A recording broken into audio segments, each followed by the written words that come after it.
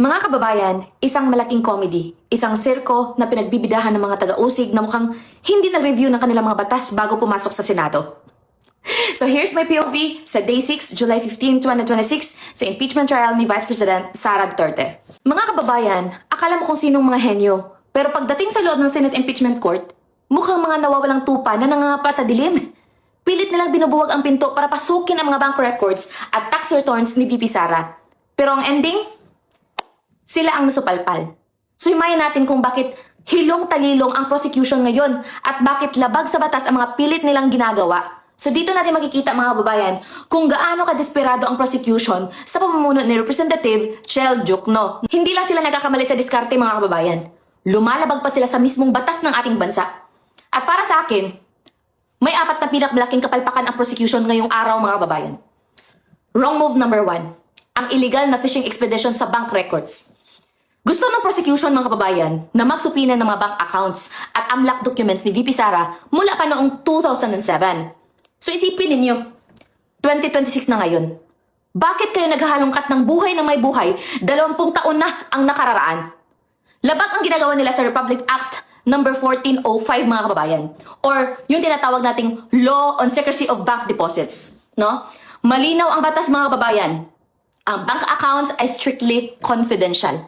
Hindi pwedeng basta-basta tingnan ang bangko ng isang tao nang walang matibay, konektado at direktang ebidensya sa kasong kinakaharap ngayon. Ngayon, makikipag-argumento ang prosecution na may exception daw ang bank secrecy law kapag may kasong impeachment. Pero dito sila lalong sumablay mga kababayan. Alam niyo ba kung ano ang pinakablaking bintahe ng depensa rito?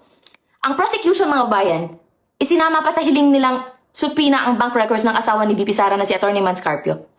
Hoy! Gising! Si Mans Carpio po ay isang pribadong mamamayan at hindi isang impeachable officer ng gobyerno. Kaya ang tawag sa ginagawa ng prosecution mga kababayan ay purong fishing expedition. Dahil wala silang totoong ebidensya sa kasalukuyan, nadamay pa ang pamilya sa pagmananais nilang maghanap ng chismis sa nakaraan. Patawa talaga! Wrong move number 2. Paglabag sa saklaw ng impeachment or outside the scope. No? Pinipilit nilang isingit mga babayan ang mga lumang transaksyon bago pa man naging Vice Presidente si VP Sara. At ayon sa ating 1987 Constitution, specifically sa Article 11, Section 2 mga babayan, ang isang opisyal ay maaari lamang ma-impeach dahil sa mga paglabag na ginawa habang siya ay nasa kasalukuyang tungkulin o during their tenure. No? So ang mga isyong bago pa siya maging VP ay malakas na depensang legal ng kampo ni VP Sara dahil wala itong kinalaman sa kasong ito. At alam niyo ba kung ano ang tanging pinahawakan ng prosecution mga kababayan para ipilit ang gusto nila? Ibinibinan nila ang nakaraang kaso ng yumaong Chief Justice Renato Corona kung saan pinayagan daw ang mga lumang dokumento. Pero kalokohan iyon mga kababayan, no? Ibang-iba ang sitwasyon na ito. Ang prosecution ngayon mga kababayan gustong baluktutin ang diwa ng Constitution para lang sa kanilang sariling political na interest. Wrong move number 3. Walang direksyon at pag-urong ng mga testigo. Nagmamadali silang tapusin ang Article 4 mga kababayan. Yung pilit nilang issue tungkol sa umano'y pagbabantak kay Pangulong Marcos, First Lady, at former Speaker of the House Martin Romualdez. Kaya nag-streamline o nagbawas sila ng testigo ngayon. Bakit? Dahil alam nilang walang kwenta ang mga testimonya. At sa ilalim ng revised rules on evidence mga kababayan, ang mga testimonya ay dapat batay sa personal knowledge at hindi sa chismis o hearsay. No? Dahil alam ng prosecution, nagigisahin lang ng defense panel sa cross-examination ng mga testigo nilang walang alam.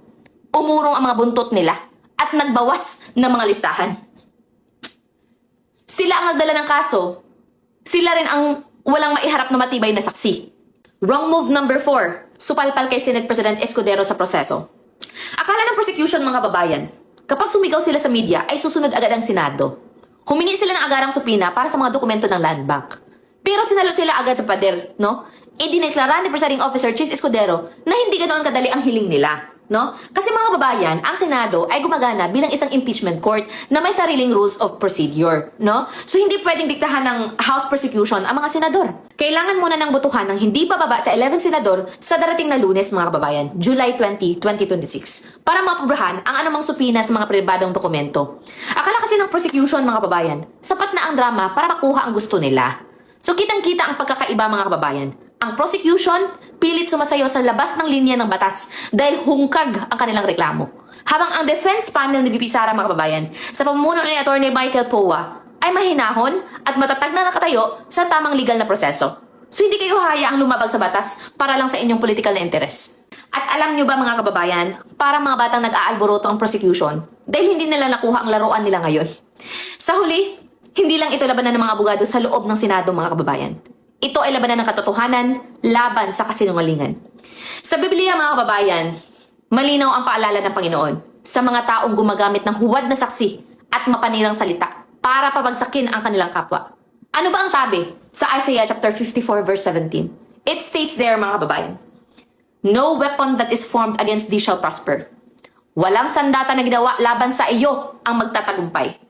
And every tongue that shall rise against thee in judgment, thou shalt condemn.